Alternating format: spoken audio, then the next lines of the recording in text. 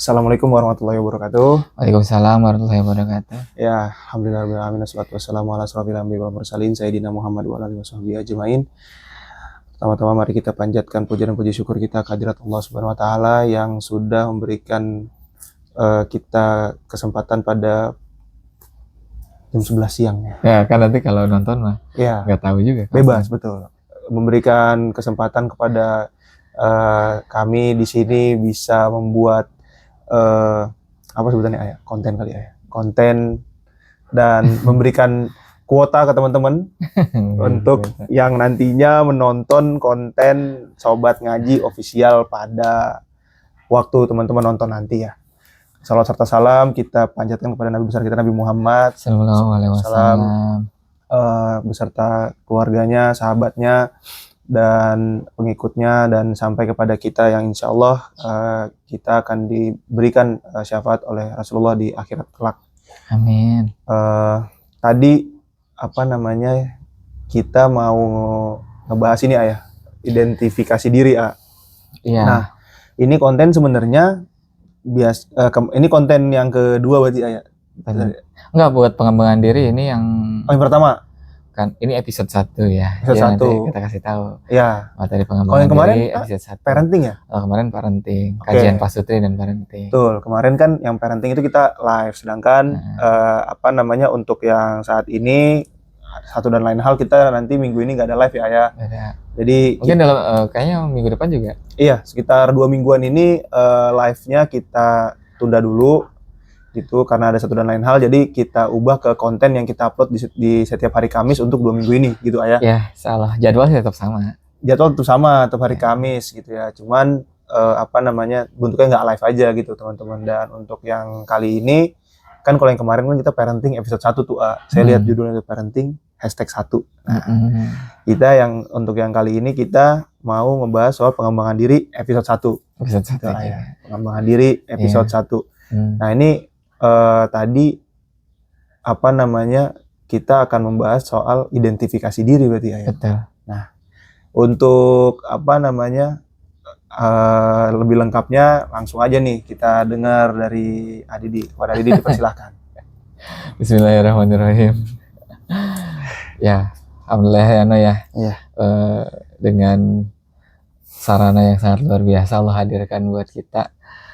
Ini kita bisa menjamah teman-teman semuanya. Betul. Secara online, walaupun tidak real time ya. Iya. Tapi maksudnya ketika kita streaming tetap juga tidak bisa menyentuh langsung. Betul. Tapi ya alhamdulillah di tengah keterbatasan kita semuanya, insya Allah semoga ini menjadi cara kita untuk mengoptimalisasi dakwah kita. Kita menuntut ilmu. Dengan menuntut ilmu kayak kejem banget ya, ilmu dituntut. Iya. Ilmu dituntut ya. Ilmu dibawa kejaksaan ya.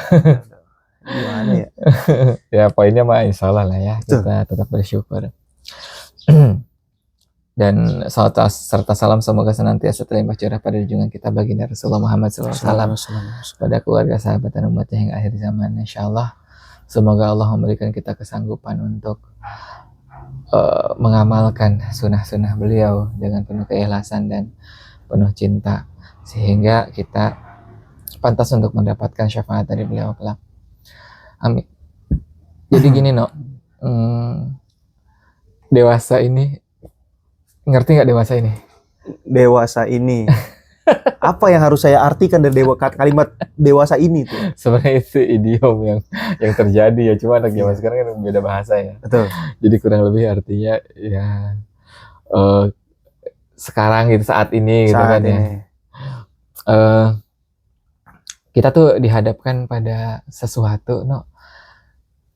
Kayak penyakit mental itu menjadi sebuah pop culture gitu. Orang itu kadang bangga gitu. Betul memunculkan hal itu. Betul, gitu. betul. Jadi kayak mendapatkan perhatian melalui media sosial atau apa gitu kayaknya Betul. haus banget gitu orang tuh. Punya bipolar dikit langsung thread Twitter bikin Iya. TikTok video joget-joget begini-begini ya. Aku bipolar gitu. Iya, Emang iya? tanda-tanda bipolar gitu kan. Heeh. Aku begini, aku begitu ya. Oh gitu. Iya. Oh gue semua nih gitu. Jadi dia begini-begini tapi atasnya tulisan. Saya gitu kalau Oh, TikTok tuh. iya, Ya, saya bilang luar biasa. iya. Iya. Ya walaupun nggak tahu ya. Tapi poinnya itu ya apa kayak ini menjadi sebuah pop culture yang sebenarnya tidak bisa kita pandang positif, no. Jadi kayak zaman sekarang siapa sih anak muda yang nggak overthinking? Padahal zaman dulu juga overthinking nggak ada. Iya. Cuma bedanya orang zaman dulu itu tidak menjadikan itu sebuah kebanggaan. Betul. Gitu ya, ketika dia overthinking, ketika dia insecure.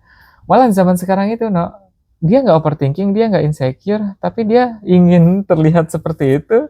Betul. Dan dipiara gitu kan. Dicari-cari ya. Dan kadang out of context juga. Iya. Gitu kan. Betul. Jadi dia sebenarnya tidak insecure, tapi kayak, gue insecure banget nih gara-gara salah kostum. Dia masih bisa ngomong kayak gitu, berarti dia nggak insecure. Betul. Gitu kan sebenarnya. Betul. Gitu. Nah, pada sisi yang lain banyak juga kita temukan ya kayak tadi ya. Akhirnya budaya mental illness itu menjadi budaya, menjadi pop culture. Itu membuat orang itu jadi kayak sulit buat ketemu kebahagiaan gitu, no. Padahal indikator-indikator kebahagiaan itu sudah ada di dalam dirinya gitu. Gitu sih. Jadi definisi kebahagiaannya tuh beda di sini, Amburadul sih. Iya, jadi ya itu tadi yang dengan nyari-nyari penyakitnya di up, ya kan, penyakitnya di up, terus dapat atensi, nah kebahagiaannya di sana. Iya. Dan mereka juga suka salah menempatkan kebahagiaannya itu, namanya. Betul. Jadi kalau orang sudah menempatkan kebahagiaannya itu pada tombol like, pada jumlah komentar baik, apresiasi yang tidak nyata sih sebenarnya kan itu. Iya. Dia tidak akan mendapatkan kebahagiaan yang benar gitu. Itu sih. Kok bikin konten capek-capek nggak FYP gitu kan. Nah itulah kenapa kita tuh penting untuk tahu bahagianya kita tuh kayak gimana. Nah orang-orang yang gagal mengidentifikasi diri, dia tidak akan menemukan kebahagiaan walaupun semua indikator kebahagiaan itu dia miliki. Gitu. Ya. Banyak kayak gitu. Kita ngeliat misalkan ini orang cakep kok, ini orang cantik, ganteng gitu ya. Tapi kok isinya racun semua gitu ya. Racun di sini kayak isinya keluhan. Apa. Terus ya gitu kan. Cara-cara ini, cara-cara itu yang bikin macam-macam lah. Satu sisi emang ya orang makin sering nge-scroll IG, TikTok. Apalagi nggak tahu kalau TikTok kayak gimana kan, TikTok isi video-video gitu ya. Kalau IG kan kayak foto-foto buat flexing gitu ya. Iya, foto, video juga sih. Ada ya. Ada video. Kalau TikTok ada video flexing gitu, ada. Video flexing, jelas. Ada juga. Jelas. Jadi memang, tapi TikTok juga sekarang ada foto juga kan. Dia kayak pengen mengangkat foto sampai dia ngasih ini ya, kayak ngasih sebuah apa ya? Semacam kayak intinya kalau misalnya lu upload foto, kemungkinan untuk FYP lebih besar gitu-gitu. Ini sengaja lagi dipromosi. Iya, jadi saya sempat baca kayak lu akan dapat berapa kali lipat lebih banyak likes atau komen gitu. Iya. Iya. Ya buat sebagian orang yang hidupnya di situ sih kayaknya itu ini banget ya. Buat dia. Tapi ya orang kalau sudah menempatkan kebahagiaannya di media sosial udah nggak bener sih hidupnya. Capek sih dia. Betul. Nah, hal semacam ini nih yang seringkali pada akhirnya justru bukan membuat orang itu senang, no. Orang itu bahagia, justru dia tidak akan menemukan itu. Dan ujung-ujungnya dia akhirnya merasa lelah dengan semua yang sudah dia jalani. Gitu. Capek banget sih hidup gitu kan misalnya. Kayak gitu. Makanya kan episode 1 ini judul kita ya itu ya. Tentang capek gitu ya, hidup capek gitu kan. Karena seringkali tuh anak-anak muda zaman sekarang, walaupun nggak anak muda juga ya, anak tua kayak A juga, Oh. itu mengalami hal itu gitu. Dia punya banyak hal untuk membuat dia bahagia, tapi dia tidak menemukan kebahagiaan itu. Kayak gitu. Nah, salah satu jawabannya adalah karena dia gagal mengidentifikasi diri. Gitu. Ya. Jadi bahkan dia juga tidak sadar bahwa dia ada di fase kegagalan itu. Nah, indikator-indikator ini yang mau kita bahas. Gitu, Bang. Ya. Nah, diantaranya kita bahas yang negatifnya dulu aja kali ya. Ya. Ya kan? Kayaknya lebih seru bahas negatif ya. Apa? Maksudnya ya apa namanya, lebih gampang viral gitu kalau negatif. Iya sih ya. Bad news is a good news katanya. Betul. Kan waktu itu kita sempat ada juga, mungkin nanti kalau beliau ikut beliau ada nonton juga. Waktu itu sempat ada pertanyaan yang ke AA tuh waktu AA ngisi kajian di Anur. Pertanyaannya, kenapa banyak orang yang menikah lewat taruh, banyak yang cerai, sedangkan yang pacaran enggak gitu ya. Iya, tapi Ya. ketika tanya data kan nggak punya. punya. Kan? Kenapa? Karena dia berdasarkan berita kan. Nah makanya jadi sesuatu yang negatif itu, ya tadi saya bilang itu bad news is good news kan. Karena ya itu tadi nggak mungkin berita positif diangkat tuh, nggak mungkin. Gitu. Ngapain orang nggak ada sensasinya gitu kan. Iya, bener sih, bener. Betul. Nggak seru. Nggak seru, no. Nggak seru. Makanya jadi sekarang bahas negatifnya dulu aja. Cuma materi ini akan bersambung, no. Jadi kalau teman-teman cuma dengarnya yang sekarang doang kan, mungkin kalau sekarang kan kita ngebahas fenomenanya dulu ya, penyakit-penyakitnya dulu gitu. Mungkin nanti ininya mah langkah pengobatannya gitu kan ya. Itu ya insya Allah di episode berikutnya. Mungkin nanti dibikin playlist lagi lah di YouTube ya. Kita bisa nanti bikin playlist, nanti kita bikin playlist ini konten pengembangan diri untuk teman-teman yang sekiranya mau baru nonton atau mau nonton ulang gitu kan. Sudah, saya pusing nih nyari obat. Nah, obatnya di YouTube. Nonton konten Sobat Ngaji official.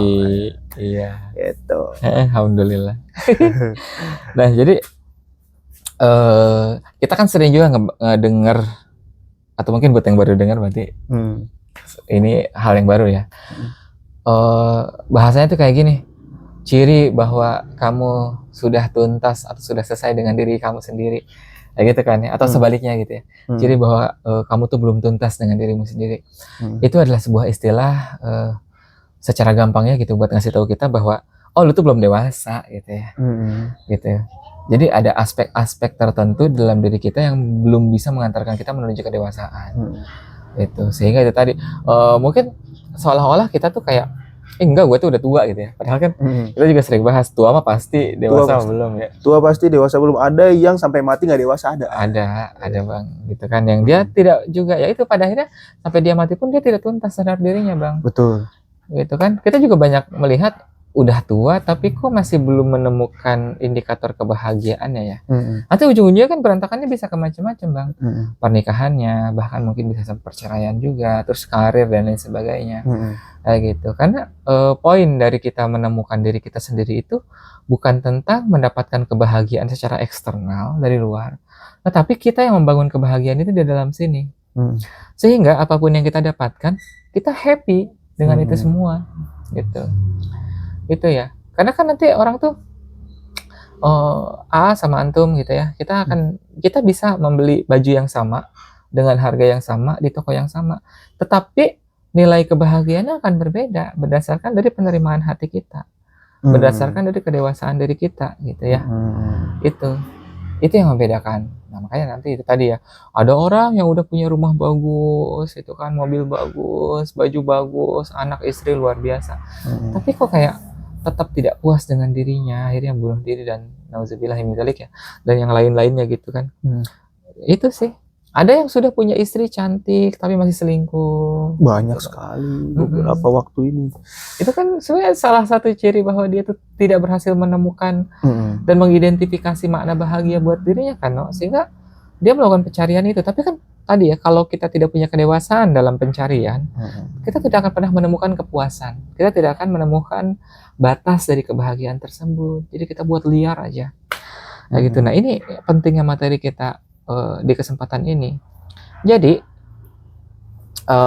indikator atau ciri bahwa kita itu belum tuntas dengan diri kita adalah kita susah, tidak berhasil untuk mengidentifikasi diri. Itu tadi nomor satu. Kayak gitu. Yang paling pertama, identifikasi itu berkaitan dengan diri kita, siapa saya. Ya, nanti akan kita bahas di materi berikutnya ya tentang identifikasi diri. Betul. Tapi sedikit saja sebagai contekan gitu buat kita. Di antara yang paling sering muncul adalah kita sulit mengidentifikasi diri pada bab emosi, Bang. Ya. Gitu. Emosi itu kan tentang perasaan ya. Ya. Jadi yang sebenarnya rasa itu adalah sebuah manipulasi. Gitu, no. Rasa itu sebuah manipulasi. Paham nggak? Kadang-kadang dia tuh nyata, tapi bisa juga tidak gitu. Rasa itu adalah sebuah manipulasi. Itu sesimpel rasa nggak bisa dilihat kan? Sesimpel gitu. Rasa tidak bisa dilihat. Iya, karena rasa nggak bisa dilihat, jadi ya dia sifatnya abstrak tapi kerasa. Iya. Gitu. Seperti misalkan mungkin kita juga pernah ngebahas ada orang yang emang sukanya menikmati rasa sakit, sehingga akhirnya dia tidak mau move on. Orang patah hati, dia menjaga sakitnya patah hati dan terus-terusan pengen ada di sana. Betul. Udah disakitin berkali-kali, dia betah aja gitu. Gitu kan? Karena dia punya definisi emang rasa sakit itu yang ingin dia nikmati. Beberapa orang merasa tuh ini, kalau saya lihat sakit hati atau ya sifatnya yang tidak bisa move on ini tuh, beberapa orang merasa ini tuh fase. Jadi mereka berpikir tidak perlu usaha gitu kan. Nanti ya akan lewat gitu. Maksudnya akan lewat, sedangkan namanya rasa itu tadi bilang dia tuh kan sifatnya manipulatif gitu kan. Manipulatif. Bahkan hadirnya si rasa sakit itu pun juga itu datangnya pun dengan manipulasi gitu kan. Jadi kita sebenarnya juga harus mengupayakan mengupayakan manipulasi tersebut untuk tidak jadi sedih. Betul. Gitu. Iya. Termasuk sedih juga sama gitu kan. Sampai kemudian kita mengenal nanti bab berikutnya kita akan bahas tentang collateral beauty, Bang. Sebuah kenikmatan, keindahan, kebahagiaan yang kita dapatkan dari sesuatu yang menyedihkan. Gitu. Itu namanya collateral beauty. Nah, kita balik lagi ke bab rasa. Gitu ya. Emosi itu tentang rasa, dan rasa itu adalah sesuatu yang sangat mudah untuk dimanipulasi. Ketika rasa itu dimanipulasi oleh keburukan, maka dia akan menjadi buruk. Ketika rasa itu dimanipulasi oleh kebaikan, maka dia akan menjadi baik. Jadi landasan dari kita membangun rasa itu penting. Bagaimana kita membangun rasa itu atas berlandaskan pada iman, pada ketakwaan, gitu loh Bang, pada keikhlasan. Karena nanti mau seperti apapun, ketika landasannya itu iman, takwa, keikhlasan lah ya, itu semuanya akan menjadi indah. Tadi yang kita sebut dengan nama collateral beauty itu. Ya, ada orang soleh yang mendapatkan ujian yang sangat luar biasa. Minggu lalu kita ngebahas tentang Nabi Ayub gitu kan, yang diuji dengan rasa sakit. Tetapi beliau tidak ada keluhan sama sekali dan justru menganggap rasa sakitnya itu adalah sebuah kenikmatan. Untuk apa? Untuk bisa membuat lebih khusyuk lagi dalam beribadah. Gitu. Mungkin itu bukan levelnya kita, tapi ternyata yang seperti itu tuh ada.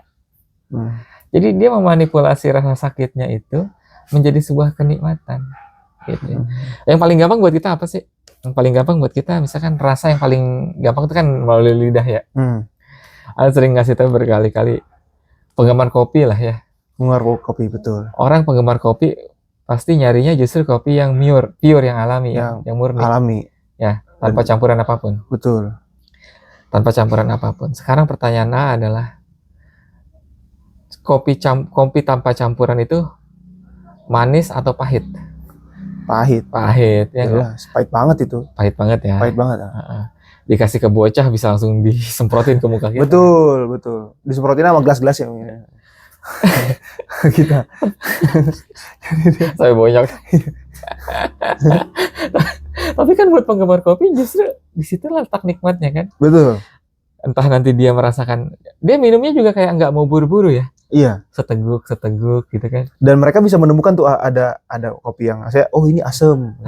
Sedangkan orang kan kalau misalnya emang yang awam taunya pahit aja gitu. Pahit aja. Iya, sedangkan kalau misalnya mereka yang udah sering minum kopi, mereka tahu, oh ini kopi yang asem.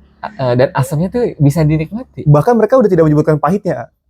Jadi mereka udah di posisi yang, oh ini asem gitu kan. Oh ini strong nih gitu kan. Strong. Jadi udah nggak nyebut pahitnya gitu. Terus ada yang bilang, ini sebenarnya manis kok after taste-nya. Nah, after taste-nya manis. Padahal kalau orang awam, ini pahit sekali gitu kan.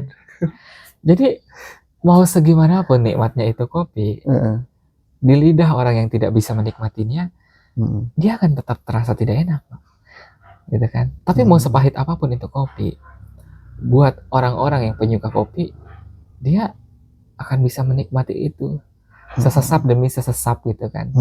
Gitu kan ya. Itu ya. Dan faktanya laku. Wih, luar biasa. Coffee shop itu luar biasa. Luar biasa. Berapa banyak janji jiwa, janji yang dihianati, janji yang dihianati, sampai janji yang sudah menjadi kenangan di kopi kenangan. Ya, nah. Namanya romantis semua ya. Parah, dari janji jiwa menjadi kenangan loh, bayangin. Luar biasa itu, segala macam ada kopi itu sekarang ya. Luar biasa kan? Iya. Apalagi pare. Ya. Pare, betul. Tidak ada orang yang akan bilang bahwa ketika kita menikmati pare itu rasanya akan berubah jadi manis. Betul. Gak ada. Justru letak kenikmatan pare itu karena dia pahit. Betul. Ya kan? Betul. Dan tidak semua orang itu bisa menikmati pare. Ya, gitu. Jadi, oh ternyata rasa itu seperti itu. Bukan tentang pahit atau manisnya, tetapi tentang bagaimana cara menikmatinya. Kayak gitu. Dan ternyata itu diatur juga gitu ya. Jadi kita dimanipulasi. Orang bisa pare itu karena bisa suka dengan pare karena dari kecil dia sudah punya mindset yang dimanipulasi oleh orang tuanya atau oleh penggemar pare yang lain. Gitu. Ya. Antum misalnya nggak suka sama pare, tapi Abah bilang, "No, pare itu enak sebenarnya. Coba tinggal ngolahnya gini. Pertama kali ini no, cobain deh gitu kan." Ya, antum pas makan langsung muntah dong. Tapi karena antum sering dengan terus melihat betapa nikmatnya menikmati pare, antum jadi penasaran, mencoba untuk mencari tahu di mana letak nikmatnya, sampai kemudian lama-lama lidah kita sudah mulai kita manipulasi dan lama-lama jadi suka. Gitu. Seperti itulah rasa. Gitu ya. Nah, emosi juga seperti itu. Itu kan. Jadi ternyata bahagia, sedih itu tergantung dari bagaimana kita mengidentifikasinya. Gitu. Ya, nah orang-orang seringkali tidak mengidentifikasi kebahagiaan mereka sehingga mereka tidak tahu bagaimana caranya bahagia. Gitu ya. Saya bingung bagaimana cara menemukan kebahagiaan. Karena dia tidak pernah tahu gitu, no. Bagaimana mungkin dia menemukan sesuatu yang tidak pernah dia kenal. Gitu. Kita nyariin, yang namanya Yano yang mana sih? Nanya ke si Yano. Iya nggak? Tuh. Walaupun ada di depan kita, gitu kan. Kalau emang kita nggak kenal, apalagi orangnya, oh nggak tahu tuh, emang siapa sih dia? Atau jawab kayak gitu. Betul. Makin nggak ketemu kan kita. Betul. Kayak gitu bang. Jadi sulitnya kita menemukan kebahagiaan karena kita tidak pernah mengidentifikasi hal tersebut. Gitu ya. Apalagi kalau orang-orang tuh misalkan, saya akan bahagia kalau saya punya mobil. Gitu.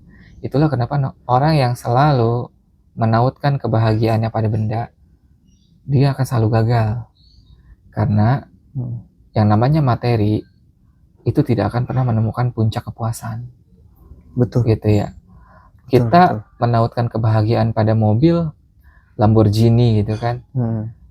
Itu kan tiap, entah itu per 6 bulan, per 1 tahun, per 2 tahun, bahkan ada yang dikeluarinnya per 5 tahun, ya, dia akan terus berganti. Artinya, standar kebahagiaan kita juga akan terus. Tidak akan menemukan puncaknya. Rumah, gitu kan. Itu 2 tahun dihuni, udah kerasa jelek nih rumah. Karena kita tidak membatasi. Gitu ya, tidak ada pembatasan di situ. Bahwa saya mah dengan rumah seperti ini udah kok cukup gitu kan. Orang lain bisa bahagia dengan rumah yang 3 lantai. Lah itu mah dia. Saya mah definisi kebahagiaan saya adalah rumah itu tempat saya berteduh dan pulang kayak gitu. Ya nggak? Jadi kita membatasinya pada nilai-nilai filosofis dan pada nilai-nilai kebaikan. Dan disitulah kemudian Al-Quran dan hadis itu muncul, memberikan kita batasan-batasan. Kalau mau bahagia, batasannya apa? Ikhlas, sabar, syukur, gitu ya. Jadi bukan tentang, misalkan kita diomongin sama orang lain, bukan tentang pujian dia yang membuat kita bahagia, tetapi tentang situasi yang mengantarkan kita pada rasa syukur yang membuat kita bahagia. Gitu. Kayak gitu, no.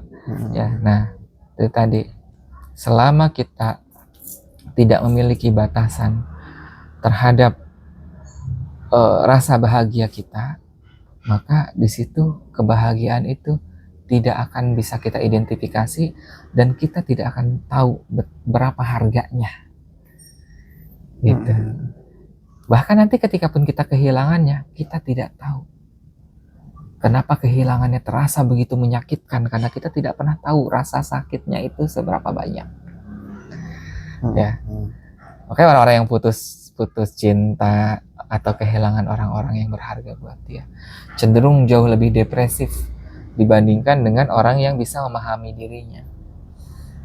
Padahal dua-duanya sama, misalnya mohon maaf ya, dua-duanya kehilangan orang tua tercinta. Yang satu bisa menerima, yang satu memilih untuk menyangkal dan menyalahkan Tuhan. Kan banyak yang kayak gitu ya. Kenapa harus orang tua saya gitu kan ya. Pertanyaannya karena yang satu bisa menerima karena dia tahu batasan-batasan kesedihan. Mungkin bisa jadi sebenarnya orang yang nerima itu punya kesedihan yang jauh lebih dalam. Tapi dia dengan mudahnya bangkit karena dia tahu batasannya. Tapi orang yang misalkan kayak itu teh, orang yang tidak punya batasan itu dia lebay itu karena dia nggak tahu rasa sakit dia tuh ada di level mana, bingung dia. Padahal mungkin level rasa sakitnya tuh cuma ada di angka 5 di antara 100 angka gitu. Ya. Karena misalnya apa? Ketika orang tuanya hidup juga sama dia disia-siain kok. Gitu. Ya. Jadi lu tuh nggak yang bener-bener sedih, lu tuh cuma nggak ngerti level kesedihan lu ada di mana. Kayak gitu bang. Jadi kayak bahagia, sedih, segala macam emosi yang muncul itu akan menjadi penghancur kita ketika kita memang tidak tahu batasannya. Tapi kita buat orang-orang beriman, Allah tuh ngasih batasan buat kita. Boleh bersedih, jangan berlebihan, ya nggak? Putus asa, jangan sampai kemudian membuat kita menyalahkan takdir, gitu kan ya? Bagaimana cara kita agar tidak menyalahkan takdir? Pahami konsep tauhid, pahami konsep ikhlas. Jadi ada alat ukurnya, gitu kan ya? Jadi bukan cuma sekedar saya sudah menerima semua yang pergi dari saya, gitu kan? Karena saya juga sadar betul siapalah saya. Kok jadi kayak gitu? Jadi negatif ya? Iya, betul. Malah jadi merendahkan diri. Ya. Udah merendahkan diri sih sebenarnya buat dipuji sih. Betul, buat merendah untuk meroket. Meroket. Betul. Gitu ya. Gitu. Tapi orang tawadu mah kan nggak butuh dipuji kayak gitu kan. Merendahnya dia karena emang dia tuh paham dia tuh ada di mana. Nah gitu. Nah itu ini kita baru membahas satu hal itu. Kita belum membahas yang lainnya. Jadi identifikasi diri itu kan banyak. Nah salah satunya adalah kita mengidentifikasi emosi. Gitu. Apa yang sebenarnya membuat kita bahagia? Gitu. Ya. Ternyata di dalam Quran surat Al-Baqarah gitu ya, ya. Ayat-ayat pertama tuh. Ya kan? Allah ngasih tahu ke kita orang-orang yang bahagia itu, orang-orang yang falah itu yang seperti apa? Itu ada indikatornya ternyata. Ya kan? Ya. Yang pertama adalah orang yang dicerahkan dengan Al-Quran. Dzalikal kitabul la raiba fihi hudal lil muttaqin. Jadi kita membangun ketakwaan itu karena ketakwaan itu berasal dari cahaya Al-Quran. Itu yang pertama. Terus yang berikutnya dari cahaya Al-Quran itu kita masuk ke keimanan, gitu kan ya. Alladzina yu'minuna, gitu kan ya. Dan seterusnya. Itu adalah indikator-indikator kebahagiaan. Ghaib. Yu'minuna bil ghaib. Ghaib itu bukan tentang hal-hal yang goib yang kita kenal cuma makhluk goib doang. Pocong kuntilanak ya. Iya. Pocong, kuntilanak, kuntil bapak, gitu. Bapak, kuntil Kuntil nenek, emak, kuntil bude. kuntil bude. Ya, anaknya cuma 2 kan udah KB. Betul. Mengikuti program pemerintah. Iya. Betul, betul.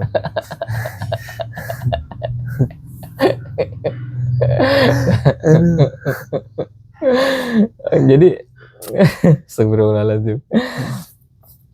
Nah itu no, ternyata ya. Jadi standar saya bisa ulaika humul muflihunnya itu ternyata ke situ gitu no. Inilah orang-orang yang beruntung gitu lah. Inilah orang-orang yang bahagia gitu. Standarnya ke situ. Apa sih yang gaib itu? Kebahagiaan no, emosi. Dia itu gaib. Tapi ada kan? Ada. Kerasa. Tapi apakah bisa kita lihat gitu ya? Tidak selalu gitu kan.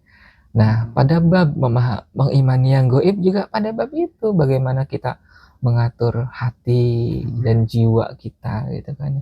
Pikiran kita dan hawa nafsu kita. Itu kan gaib sifatnya. Gitu.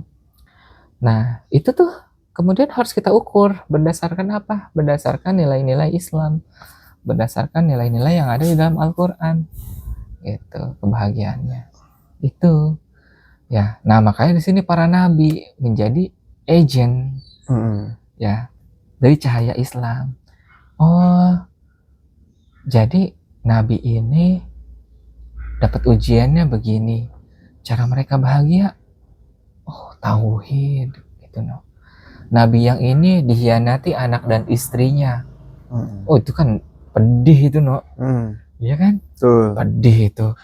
Bukan cuma sekedar ngehianati dirinya, no, tapi mengkhianati Tuhannya, mengkhianati Allah. Artinya mereka bukan cuma tidak akan bertemu di dunia, tapi nggak akan ketemu di akhirat juga kan?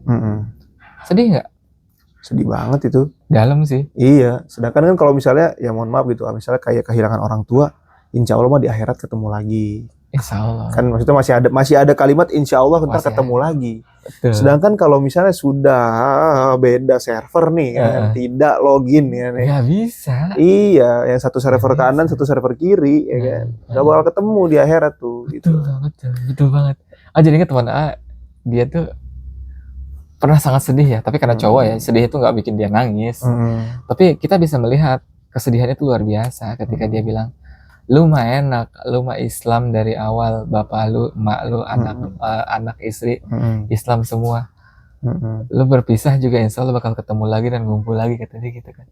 Lah gua katanya, gua mah nanti kalaupun beneran nih gua masuk surga nih, gua mah sendiri katanya. Kita bisa ketawa, tapi kita tahu kepedihannya kan. Iya, betul. Pedih sih itu. Betul. Tapi bagaimana kemudian para nabi ada di situasi kayak gitu, mereka tetap bisa mengidentifikasi kebahagiaan gitu no. Ya kita juga kalau nggak kita ngaji kayak gini makanya kita itu nabi gitu. Iya pasti kayak gitu tuh. Itu mah nabi atau dikira nabi kagak punya hati kali ya? Tahu dikira nabi hatinya seluas betap kali, enggak juga, sama kayak kita. Maksudnya kayak kita badan segini gitu kan.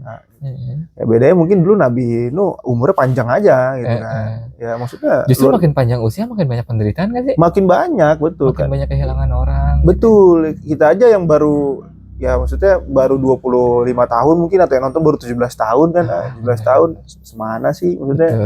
Pengalaman hidupnya gitu kan. Sedang ngelihat perjalanan antum, melihat banyak kesedihan antum, ikut merasakan. Antum membersamai AA sekian tahun melihat kesedihan-kesedihan AA, ujian-ujian AA.